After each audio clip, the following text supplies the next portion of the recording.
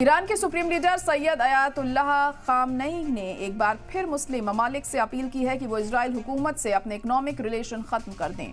उन्होंने उन मुस्लिम ममालिक से अपील की जो इजराइल से सियासी ताल्लुकात कायम किए हुए हैं। उन्होंने उनसे वक्ती तौर पर ही सही इजराइल से नाता तोड़ने की अपील की है। दरअसल ईरान के सुप्रीम लीडर सैयद अयातुल्लाह खामनई ने ये बातें ईरान की आर्मी, एयरफोर्स और एयर डिफेंस फोर्स के कमांडरों और दीगर टीम के एक बड़ी तादाद के साथ मुलाकात के दौरान की थी। अपने खिताब में उन्होंने इस्लामी ममालिक की तवज्जो गाजा के आवाम की मदद पर दिलाई और इस हवाले से इस्लामी ममालिक के बड़े और बाअसर लोगों पर जोर दिया गया वो अपने मुल्क में बेदारी मुहिम पैदा करें और अपने हुकूमतों पर जोर दें कि इसराइल की हुकूमत के साथ इकोनॉमिक रिलेशन कायम ना रखा जाए।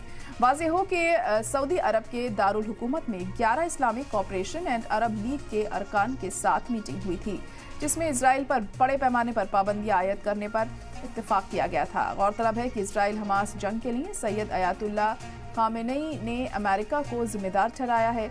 उन्होंने सोशल मीडिया प्लेटफॉर्म पर लिखा है कि अमेरिका के हाथ फिलिस्तीन के मजलूम बच्चों के खून से रंगे हुए हैं।